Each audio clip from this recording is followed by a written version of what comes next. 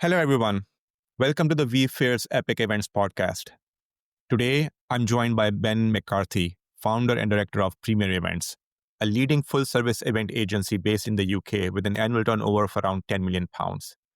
Ben's journey in events started at university, where he turned a simple mobile disco into a thriving business.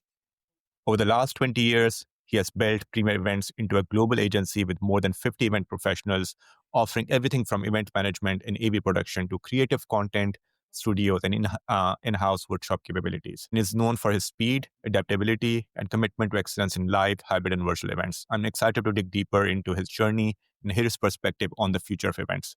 Ben, welcome to the podcast. Ben, you started your journey at your university. Just walk us through that. What started that looks like a university project into this business that you have been running over the last 20 years? Yeah, no worries. So before going to university, I was a bit of a bedroom DJ. So I had some really old rubbish turntables and I would do some bad mixing in my bedroom. I hadn't really thought about that as a business. And then when I went to university, they give you a student overdraft. So I got £1,000 overdraft and I'd never had £1,000 before. And I thought, what can I do with this? So about probably the fourth or fifth week at university, I decided I was going to spend it on a disco. I was doing a business studies degree, and part of my thought was, well, you're going to learn a business degree by running a business. So that kind of made sense. And also, I thought I'd rather go and do a disco than work behind a bar, for example. Yep. So I spent all £1,000 in one go. I went to the local disco shop and said, I knew nothing. I was a complete newbie at this, and said, I've got £1,000. What can I buy? And I walked away with like a twin CD player, a mixer, 2 speakers and 2 lights. And my initial thought was, if I do 10 discos at £100 each, I've broken even and everything else will be profit. 20 years later, I've ended up buying more speakers and more lights. And slowly started to make some profits. So you started with that, and did you then advertise that you are into this business? Did you get some of that initial £100 Yeah, gigs? no, we did. I did a mail shot. I still have the letter here somewhere, which I sent like an A4 letter with no graphics on or anything to 30, 40 primary schools and said, hi, my name's Ben. I'm new to the area. Do you need a disco? I do discos, basically. 2 or 3 of the schools reached out and said, well, yeah, we do need a disco. So we did. I was doing children's parties for school discos for, I didn't get £100 initially, so I really wasn't very good, but I got £60. So £60 for 2 hours was still better than the £6 I would have got working behind a bar. So I was still loving life back then. Perfect. And then you kept doing it. Well, you kind of finished your degree. What led this into starting Premier Events? Like, when did you kind of take that step? So as I was doing university, I did 3 years at uni in Nottingham. And as I was doing uni, the discos I was getting were getting a bit bigger, and I was getting more and more of them. I was maybe up to £150, £200 an evening, which was really good. And I've had some like bar work in the week and some, like, I'd say weddings in the evening. There were weddings, but they were like the ropey weddings you get in a function room at a pub. They weren't the classy affairs that we went on to go and do. But that allowed us to finish uni and not need to go and get a full-time job. So I was able to get a part-time job, working nights on a Monday and a Tuesday evening to top up the income so I could then DJ full-time. And I did that for a good 5 or 6 years, really, out of uni. Wow. And like, was there a particular contract that moved you towards a bit more towards the high end of doing this as a business? Like where did exactly that shift happen? Yeah, so we ended up starting to get better, doing better job. I got better as a DJ. Yeah. And then I built a website. I was one of the first people to build a website because back then everyone just advertised in the yellow pages, which we did as well. But having a website was really crucial. It allowed us to get some bigger, better jobs. So we were then starting to get like £350 an evening, which is great. But we saw that there was a gap in the market for these dance floors. A new product came out. It was a twinkly dance floor. and no one was doing these twinkly dance floors. So I ended up spending quite a bit of money. I maxed out 5 credit cards buying these white twinkly dance floors, Mhm, and then started doing dance floor and DJ packages. mhm, And that kind of was our first step into becoming more of an AV production company. mhm. So we did another 5 or 6 years of being the dance floor people, the LED uplighting people. We started to stock chairs. And then from that, we had that fundamental bit in place. So we could then start to do a TV hire, a stage hire, and start slowly to get into that low end conference world, which Yeah. was people ringing up to say, can I have 4 bits of stage, Mhm. some uplighters, and a PA system? And like, who was your first hire? And was it more of a hire or a contractor?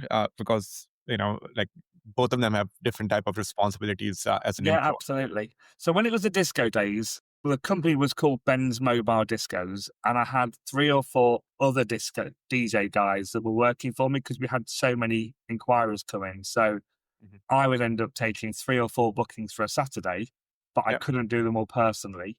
And Mhm. so I had like Andy and Nigel and Dave, these other DJs would work for me, and they would go and do the gigs for us, and I would make 50 quid commission. So Mhm. I kind of built that up slightly. But when it got to the whole, we had a load of dance floors and we were driving around doing dance floors, I needed a proper member of staff. Mhm. And I was fortunate to come across John. We met on like an internet forum, which is what you did kind of back in the day, really. Yeah. And basically offered, he was 18, 19, and I offered him a job and said, do you want to come work for me full time? And that Mhm. was 15 years ago, and he's still with us now. So Oh wow. when he started, I had a 3 bedroom house. Yeah. I had a bedroom, I had an office, he had an office, and all of the equipment, all the dance floors, was stored in the garage downstairs. And we cleaned the dance floors on my kitchen table, which is Interesting. mental when you look back at it, really. Yeah, that's pretty inspiring. Tell me, like, so John was your first hire. When did you get your first big contract, like more in thousands, right? Like 10,001, and how much time it took you to kind of reach your first $1 million in terms of revenue? Like, you are at 10 million pounds now. Yeah, I'd have to look back. When we hit a million, it was probably 7 or 8 years ago. We hit a million. It was it's been slow but consistent growth every year. Mhm, And that's because we haven't ever had a sales team. There's nobody who's ever done any cold calling or going out to people to say, do you want to use us? Everything has been slow and consistent and word of mouth based, really. So it's been a journey, but we ended up winning our first corporate client was, I think, 14 years ago now. And mhm, it was, they're a kitchen company in the UK. And we do mhm. 3 Christmas parties for them every year. And we still do them now, I love the fact we're still doing them now. Yeah. And what we do for them, their parties have grown as we've grown. The first job we did for them, it was me on my own with a van of stuff. And Mhm. now it can be 2 Arctics full of AV equipment and a day to build it, a day for the show, and then pack it all down again. So the jobs have grown as we've grown as well, which has been quite nice. Yeah. And walk me through, like, like, see, having that initial hires who are sitting right next to you, like, it's fun, it's tiring, hard work also a lot, but then growing into a team of almost 50 people, that's a lot for, how do you manage all of them? Like, are they all in office? Like, are some of them remote? Just walk us through, like, managing such a huge team at this Y- point. And I think the way to think of it is almost in 2 steps. So 1 to 20 was really hard work Mhm, because we were still figuring out how good we were, what we were going to be doing, what the systems and the procedures are going to be. And everyone did everything. We had mhm, generalists almost, so a bit good at that, a bit good at that, but we all did everything basically. And once you got over a team of, say, roughly 20 people, you started to employ specialists. And mhm, that's actually when life started to get a bit easier mhm, because I wasn't so integral into everything. And we could let the people just focus on their specialism almost. And mhm, that made it easier to scale. And then once it got to about 30, 35, again, that was another level of management came in and mhm. it made it even easier. to run as a business because we've now got the money to employ really good people. Whereas in the early days, you'd employ your friends or you employ people you know Yep. who were good, but they're not the experts that we're now recruiting with years of experience. They were Yep. great people that were learning how to do a job, whereas we're now employing people who really are experts at what they do. And when I want to double down on what you said. The kind of business events are in general, word of mouth matters a lot. It's Yeah, like, go to a wedding, people are like, okay, who is this DJ? Where the cake is from? Where the dress is from? Where the food is from? That's how you grow your business. Is that still the case now, or with AI and technology, etc., needs to change also of how you acquire new customers as well as retain existing ones? Just walk me through both. I think it depends on the customer you're trying to attract. Yeah. So we work with one of the UK's biggest supermarkets, for example. Mhm. They aren't going online to search for event company Leicester. Mhm. They they knew they needed to work with someone else, and they asked around. The CMO of that company asked her friend who was a CMO of another company, "Or who do you guys use? Are they good?" Mhm. Our name came up. We're now working with the supermarket. So at that level, Mhm. it's about relationships and it's about word of mouth and trust. Yeah. But we have another team, for example, which is it's called Prep. We have a team called Premier Connects. That is, or the wood shop, for example, is a really good example. The wood shop is selling products to other AV companies, Mhm. but that isn't about word of mouth and trust as much. That's about being on Google, running some LinkedIn ads, and making sure they're aware of our products. Makes sense. And is there a point where some of these companies outgrow the vendor? Like they have become too big that they want to go ahead and, I don't know, sign up with like a really, really big event agency because, you never get asked if you're spending too much money with the Yeah, yeah. vendor or logo. How does that part work? Because I'm of the opinion that retaining customers in this business is the key. Keep on. Yeah. Yeah, absolutely. And what we've ended up doing over the years is our churn rate is really low. We might lose 5 in 100 customers in a year, That's normally great. because they aren't doing an event. It's very rare that we mess something up Mhm. and they don't come back, which is great. So for us, as long as we add one or two new big customers every year and Mhm. quite a number of smaller ones, Mhm. that's what's allowed us to grow year on year. So it's just a case of not messing it up, basically, because you are only as good as your last event. There's It, no it, contracts in place. There's no 3-year deals. There's no minimum spend amounts. yeah. You mess a job up, you run the risk of losing the client. And how were those COVID years? Because this is such a business that requires people to be just right next to each other. Yeah, yeah. Traumatic is the summary. I had brown hair before COVID. It was then. It's COVID that sent me grey.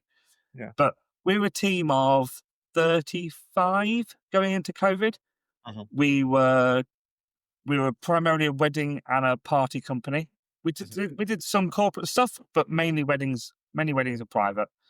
And that 2019 was the year we decided we weren't going to do weddings and private stuff anymore. We were going to only focus on our corporate work, Mhm. and we were probably 70% wedding and private. So it was Mhm. a big risky move to do. And COVID just accelerated that change. So we'd kind of made the decision we weren't going to do dance floors or chairs or furniture or table centers Mhm. anymore. We'd sold all of that equipment. Mhm. We'd had a big standard Confex in the February 2020. Thought, right, this is it. We're going to launch ourselves as this big AV production company with event management. And then COVID happened, and within 10 days, all of our clients phoned and cancelled every event that was in the diary for the year. So by the March, we had no work. Mhm. Everyone went on furlough. Lasted about 3 weeks, and myself, John, and Francesca, two of the directors, kind of came back into work, and we had to start. We had a storage unit, so we cleared that out so we could give the keys back for that. Mhm. But crucially, we then started building TV studios. Mhm. And I thought, well, all the venues are closed. Brands still need to talk to their people. Mhm. So if we build a studio, they can come to us. And that's what Mhm. we did. And that's what kept us going through COVID, was having two TV studios and doing virtual events using Wow. vMix. Yeah, it was looking back, it was amazing what we managed to achieve in that Yeah, time. From not because I'm not a tech nerd, so yeah, I relied really heavily on John, who was our technical director, to make sure the tech worked, and Francesca, our creative director, who was thinking about like how the flow and what things look like on screen. yeah. And the three of us, yeah, we delivered some massive events. Brilliant. No. Purely, again, just looking back, how did virtual events then stay as one of your product line? Are you still doing virtual events, or after COVID, of course, everyone just doubled down on in-person events No, once? we still are. What happened was we were doing some UK virtual events for, I probably can't say who they are. Let's say a fast food retailer. Sure. Um, we're doing stuff in the UK for them, and their US global team saw what we were doing and kind of went, "Oh, you guys are really good at this compared to the Americans that we're working with. Mhm, So, do you want to come and do our virtual events as well?" So we now do, and we still do now, lots of global town halls mhm. for this global company Brilliant. based out in America. Because actually, why send everyone to one location once a year when you can update them all on a really nice virtual call once every 3 months? Makes sense. Feels like a no-brainer. 100%. I think, you save a lot of money, you have the scale and everything else. It's just that sometimes people want to travel. Yeah, Not they do. And actual. I think they want to travel, but also it's a budget comes into it as well because it's expensive. And Extremely. we're making so that it's not just another Teams call. We put it on a platform. We do lower thirds. It's all done in vMix. So it looks like a TV show. It's a production, Mhm. but they get to watch it at home. When you mentioned Confex, like, is that something that you attend every year, and what are some of the other events that you as vendor would participate in, just to kind of get that word of mouth spread about what you guys have to offer? To be honest with you, Convex and the event production show is Okay. really the only ones we've ever done. We did the Plaza show last year for the Premier Woodshop, Mhm. but we haven't gone back there this year because the team were just too busy. They Okay. can't take on any more work at the minute. But yeah, we next year we've booked a standard Convex, a standard the event production show, and a standard the PA show. And we're Mhm. going to take different parts of our business to Mhm. each of the shows. But that is our only show that we will do in a 12-month period. Interesting. And are you able to tie back the ROI on those participations? Because that's the hardest part, Yeah, like, do complete they work or complete not? disaster to do. I have no idea. Yeah. But I do know that our existing clients do come and see us. So it's nice to, we'll have some beers on the stand and people will come and grab a beer and have a chat. Mhm. We won a £250,000 job this year. And the guy who gave us that job spent probably an hour and a half at our stand. Mhm. So it's probably, Yeah. you never know, Yeah. but it's really good for brand awareness. And I'm really conscious that lots of people see us online because we're quite good on LinkedIn, we're quite good at TikTok, Yeah. but people don't see us in person very often.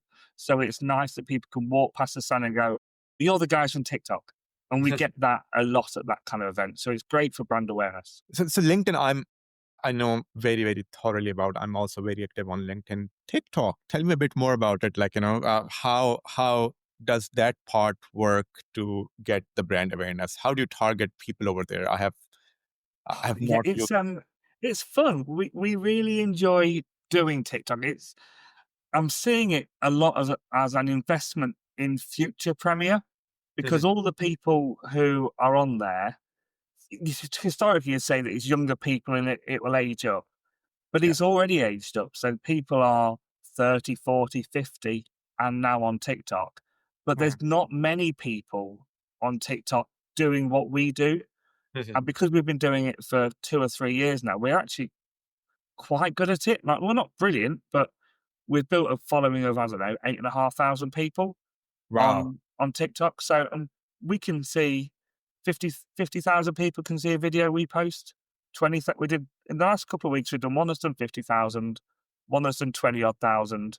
So the reach is really good. And you never know where that conversation's going to go. Sure. But I know I have my own TikTok as well. if I post things about the wood shop, for example, if I post a video that says, oh, here's a stack of event set panels that we made, which are about to get shipped out to a customer, we can get 2 or 3 orders in the next week or so for event set panels. And you Interesting. can see a correlation between us posting about a product and then Mhm. people buying it, which is really encouraging. And what would you suggest the type of content that should go on TikTok? Because let's say on LinkedIn, right? It's about thought leadership content. Yeah.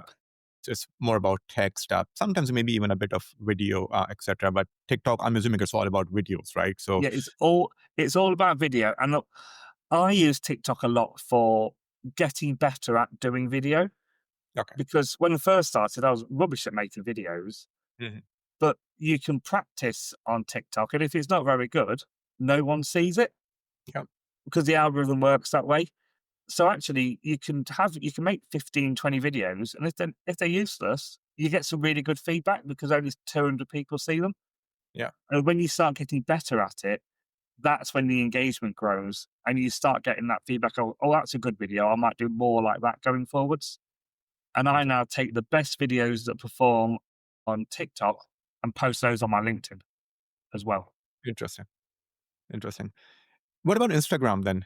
Because I always thought Instagram and TikTok are kind of the same when it comes to something like this. Yeah, they're both quite video focused now because Yeah. Instagram Reels is really taking off. We tend to post the same stuff on TikTok as we do on Instagram. It's just seen by different people. Mhm. Because generally people will say, I watch my short videos, and either watch it on YouTube Short or on TikTok or on Instagram. So that same video, we just post it to all 3 places, which it's a win really because it's the same content. If it Different. doesn't like it, it just doesn't get shown to anyone. So I'm assuming it's all organic views that you're getting. Have you tried the paid stuff with any of these mediums? So yeah, we started doing some paid stuff with LinkedIn in the last 6 months or so. Mhm. And it's been really, really good actually. What we've On learned is that the video side, like on LinkedIn, is it more on the content or on the video? it's on the video and the static. Okay. But what we're doing is I'm posting things as organic content. We're seeing what performs the best, and we're taking the best performing content and turning that into ads Makes sense. because the engagement's already good on it. Because it's grown organically, you know that people are engaging with it, they're watching it, and then you turn that into an ad. So your cost per click goes a lot lower because it's good quality content. Sure. So we're doing that as a strategy, really, which has worked quite well. Yeah, and I have heard the same thing where brands they're using the founder brand more Yeah. because that always it's coming from a human rather than like a logo, and then Yeah. people People relate buy to for people. exactly. Yeah, that makes sense. Um, Anything with AI? So it looks like you're of course on social, which I think in today's world matters a lot for a business like ours. But what about AI? Like, are you using AI service level within a company? Yeah. So where we're at with AI at the minute is I'm trying to make it so that we can do the work of 60 people Mhm. with 50 people. That's what we're working towards. So I've got a huge list of the guys keep sending me of jobs that they are doing, which they think are boring. And then we are autonomizing that really. So it's a case of find boring, rubbishy jobs and then automate it. So, for example, we did the other week, I walked into the office and one of the girls was going to spend her day taking, instead of 1,000 people to go through, it was Mhm. this is my postcode, this is the venue postcode. And she needed to know how far away each person lived from the venue. Because Mhm. if you lived over 3 hours away, you got free accommodation. So they were going to do that manually. And we've been doing it manually for years. Mhm. So we now have some Python code written. You Mhm. paste all your data into a spreadsheet. It goes into a Google Maps API and pulls all that data back. Yeah. So what would take a day and a half, now takes 10 minutes. So we're doing that kind of job just to streamline everybody's day. And we're kind of working on if you had an assistant that Mhm. you'd like to give that job to, Yeah. let us know what that job is and we'll automate it. Interesting. Then just going back to the events, whether it's conflicts or any Mm. other. What's your take on swags? Do you think swags work? Do you think it does not work? So we gave away for the wood shop at the event production show last year, instead of giving business cards away, we gave coasters with our logo on a website. Mhm. I thought that was all right. But in terms of like a pen or a notebook, I'm not convinced. Mhm. I think I'd rather do something more memorable. I think that's the way forward. I think it depends as well, like how much people like the brand. So Yep. we have a couple of clients who give away swag to all their people who come to an event, Mhm. but it's a cool brand and it's cool swag and people absolutely love it. But Yep. I'm not sure I want to walk around Confex and go, oh, I've got a pen from X supplier. I'm not sure that's up. Yep. I've never looked through old business cards that I've taken from an event and gone, oh, I must remember to look at that. Yeah. No, I agree. And maybe it used to work, but I think I'd much rather have a really engaging exhibition stand that Yeah. people go, oh God, do you remember that stand? I think I'd rather have that. Then what are the plans for the next 3 to 5 years? You guys are doing absolutely amazing within your home turf. You have, of course, some exposure to North American customers, but the idea is just to stay local, be big over there, or Yeah, I think it's a case of be big in the UK, yeah, but we are finding without trying that we are doing stuff globally. Like I've got 3 people on a plane. They took off 2 hours ago to go to New York for a product launch. We're managing a product launch in New York on Wednesday this week. interesting. I've got someone else in Florida doing some filming for an upcoming virtual event. So we've flown 2 people actually over to Florida to meet the client, to film some skits, which will feature in a virtual event we're doing in October. So we are doing international stuff without really, Yeah, there's no page on our website that says we do international events. We're just getting asked to do it. And the answer is always just, yeah, of course we can. yeah. And tell me a bit more on like when you get these international kind of assignments, how do you manage the shipment of the hardware, or do you get the hardware from that? So yeah, so we're doing this New York event we're doing today. We're working with a local print company, a local Oh, graphic company, a mhm. local AV company, Okay, and we're just kind of managing that. makes sense. So the client trusts us, Mhm. and it's our job to make sure that we choose the correct suppliers Yep. and then really strictly manage them to make sure they don't do anything stupid. Yeah, because I've seen like shipment is just such a huge expense, and then like you don't even know what will happen to the equipment itself. So I just find it a bit stressful when any shipment is going from one country to another. Yeah, absolutely. So we try and ship as little as possible. Like we might take some small items of print if it's a last minute print run, Yeah, but we build an exhibition every year for a pharmaceutical company, and we get built in America. yeah, We get video calls from our exhibition stand contractor over there. They're saying, "Well, we're going to do this. Do you want 3 mil Fomex or 5 mil Fomex and stuff?" So we are all over the detail, yeah, but it's just a case of making sure they don't do anything that they don't get lazy yeah, and cut corners and do everything the standard that we want it to be at, because the standard of exhibitions in America is lower than the standard of exhibitions in the UK, which yeah. is probably why we get asked to manage it. One thing stressful I just find about the role and the industry is that there's just no room for error.